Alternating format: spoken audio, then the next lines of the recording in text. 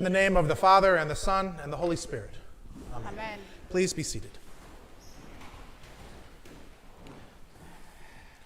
The Sunday after Easter, today is Easter 2, unless you're in the Orthodox Church. If you're in the Orthodox Church, today is Easter Sunday. They're on a slightly different calendar than we are, and I'll say a tiny bit more about Orthodox Easter at the end. But happy Easter if you're Greek or Russian or in the Eastern Church at all. But for the rest of us in the West, it's the second Sunday of Easter. And we always, on Easter Sunday, read from St. John's Gospel, the resurrection account which focuses on Mary Magdalene and Peter and the beloved disciple. And always on this Sunday, we read the follow-up, which is later that day and then later that week, where Jesus appears in the upper room to those that are there, and Thomas is not there, and quite famously he doubts.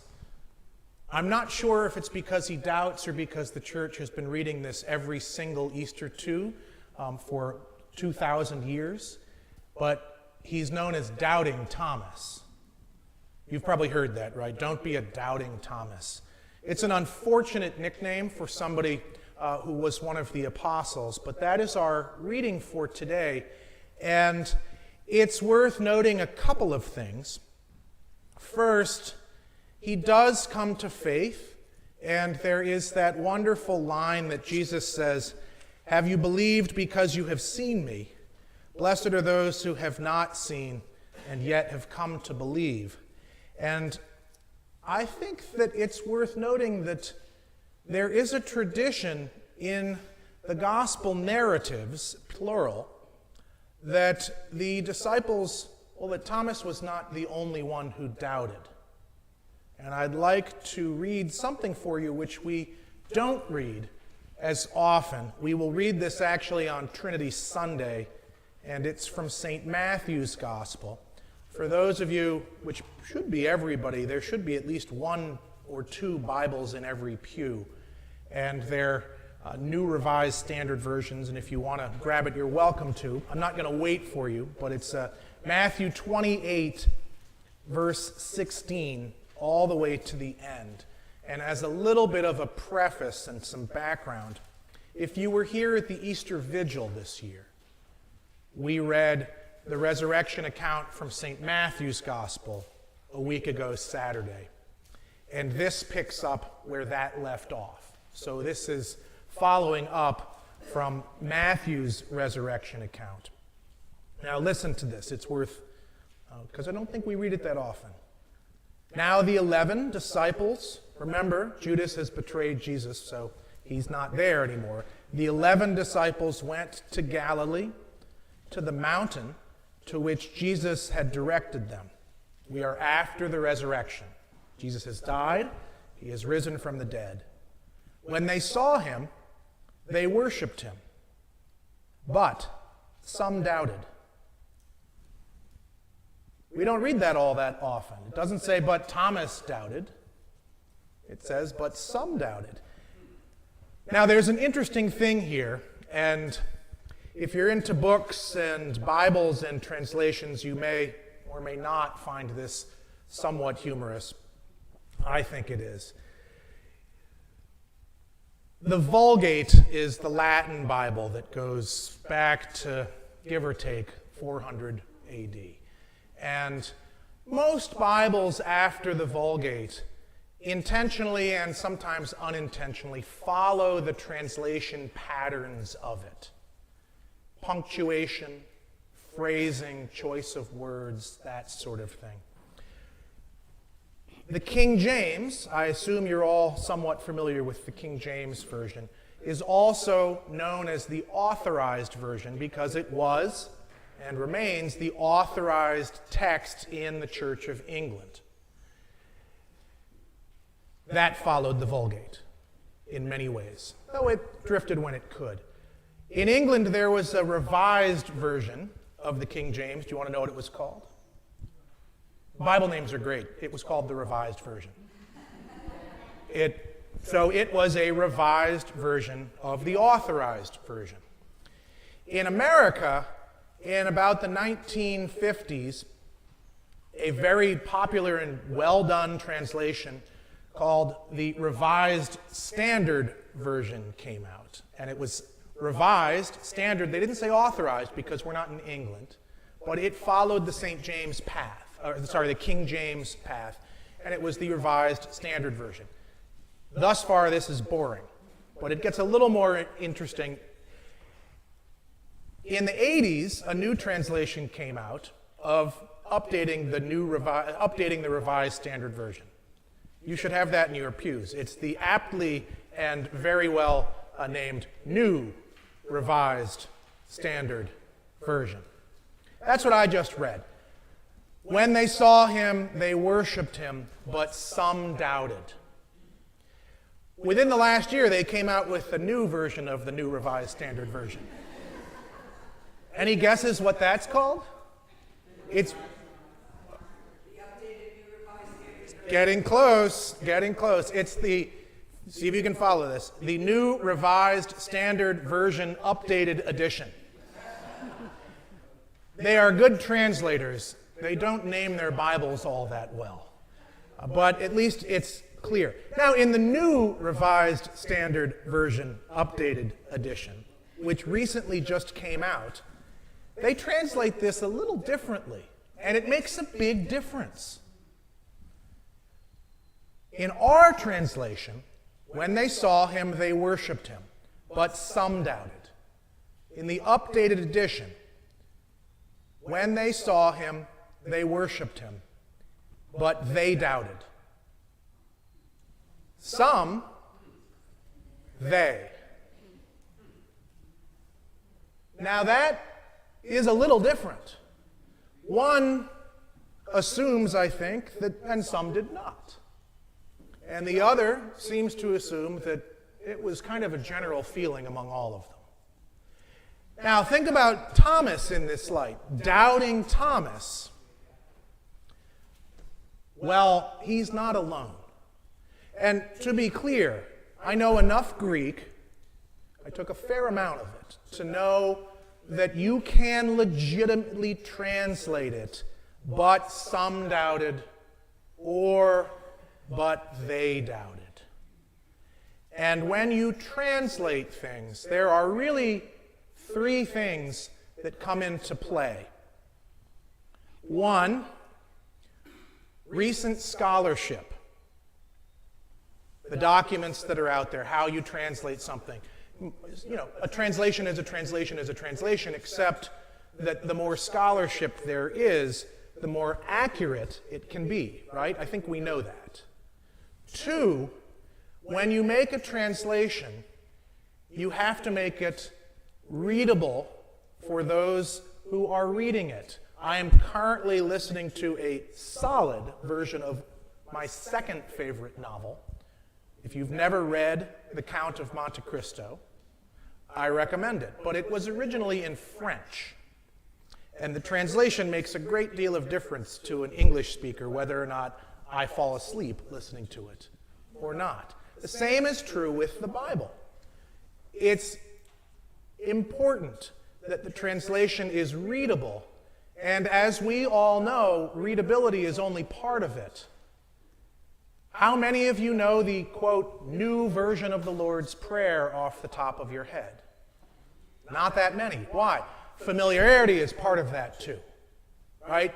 You read and listen to and appreciate translations that you are comfortable with. Every single one of us does this.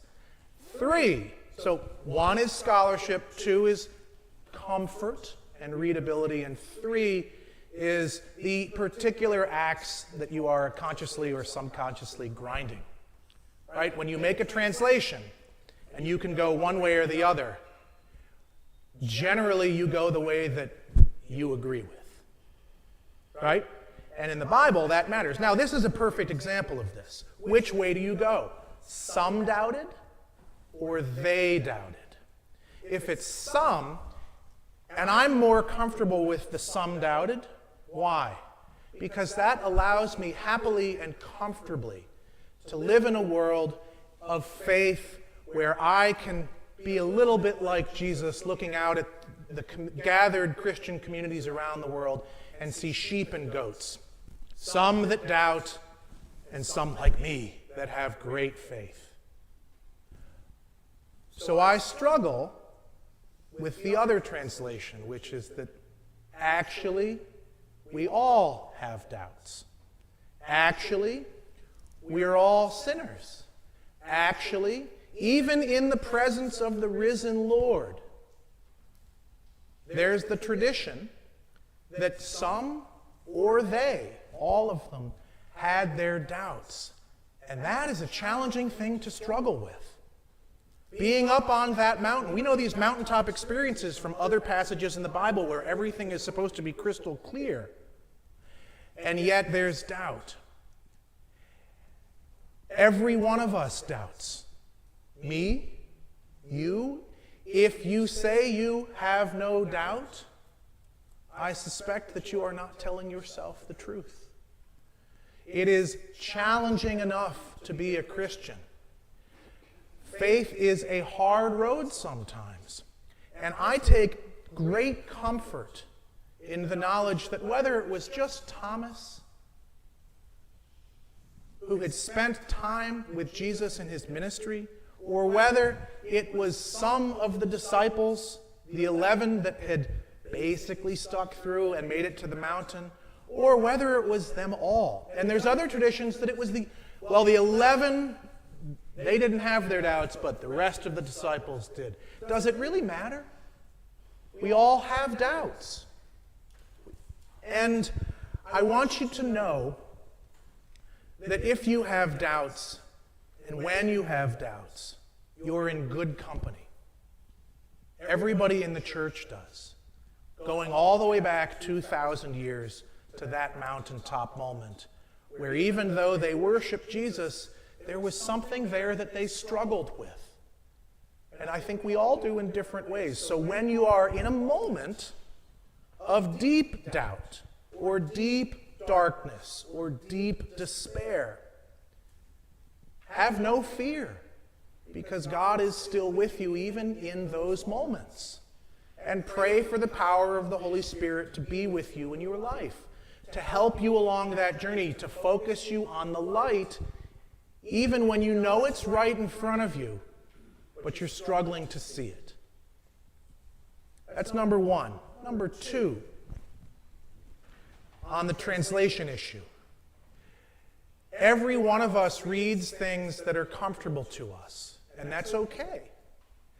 But in terms of the Bible, if you have a go-to and only one translation of the Bible, whatever it is, I strongly recommend getting a different one.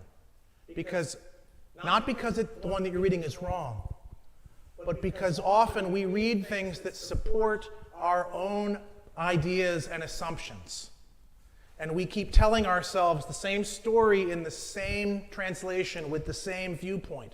Sometimes picking up an updated edition or a new translation of some sort can open your eyes to different ways of understanding the text and different ways of trying to live out your faith, which in my experience often opens my eyes to the reality that my way is not the highway. My way is the way that I'm on with God. And other people are often on the same path, but doing it differently than I do, and that's good. But when you get stuck, always being supported through the same translation or the same way of thinking about it, I think it gets harder to look at other Christians in a charitable way. So I encourage you to read different translations. And for the record, if your go-to translation is the King James, it's been updated a couple of times. Third, Orthodox Easter. Because this is really about faith in the midst of doubt. So Orthodox Easter, the calendar is different, and that's its own story. But Christians celebrate Easter on Sunday. And again, that's its own story too. But the Orthodox calendar is a little bit off, and they have some different traditions than we do. but some of the things they do are similar to what we do. Those of you who have ever been to the Easter Vigil here know this wonderful tradition that we have of the new fire outside, and we light the Paschal candle, and it comes in, and then people light their candles off of it. And it's very pretty and a nice image of people passing their faith, sometimes struggling, for the record. It can take a while to light someone else's candle, and sometimes your candle goes out. That's an interesting image in terms of faith and doubt. You have to relight it and move again. In the Orthodox Church, and this is yesterday at the Church of the Holy Sepulchre, they do this every year. They have this thing called the Holy Fire. And it's an event on Saturday before the first Easter service at the tomb of Jesus. And the patriarch goes in to the tomb. Actually, two of them do, because there's two denominations. The Armenian patriarch and the Orthodox patriarch go in, the Greek Orthodox patriarch, go into the tomb, and they come out with this fire. And how it happens is another story for another day. But they come out with this big fire. And we here have our little candles. They bundle their candles. One time I made the mistake of burning bundled candles at a baptism. It was at my last church. There's a great photo of it. We had a bunch of candles. We didn't have, we had a plastic Paschal candle with oil, and I needed something real for Easter. So I thought, well, we'll bundle these candles up like the Orthodox do. When you bundle candles and light them, it's basically like a Roman candle firing off. It is really dangerous and really cool all at the same time. So in the Church of the Holy Sepulchre, where there are thousands of people, they come out, everybody brings their bundled candles. And suddenly the place is literally on fire. How they have not burned this building down, I do not know. That is its own miracle. But they spread it from person to person to person to person. And people play with the fire and put their hands and faces in it. It's very strange. And then it goes to different churches around Jerusalem. Same fire. And then it goes to different churches all over the Holy Land. Same fire. They actually put it on a plane. The Greek, I believe it's the Greek Air Force, flies a special plane with some priest on it and a fire to Athens, where it spreads there. And they spread this fire to other places, to the different Orthodox churches around the world on Saturday, so that by the time Easter happens, they have their fire. Look it up. It's righteous in the best way. And it is a perfect example of how the faith spreads from different people to different places, and sometimes the real challenge of spreading faith. If you've ever tried to spread a candle to another person and your candle has gone out or you can't get their candle lit, try it with a bundle sometime. And faith can be like that. Pile up your prayers for faith. Pile up your prayers for yourself so that your faith can be robust in the midst of doubt. Pile them up. Change your translations from time to time. Add a new candle to the mix so that you can adapt more readily to other people, and that your faith, as flawed as our faiths all are, can spread to others. In the name of the Father, and the Son, and the Holy Spirit. Amen. Amen.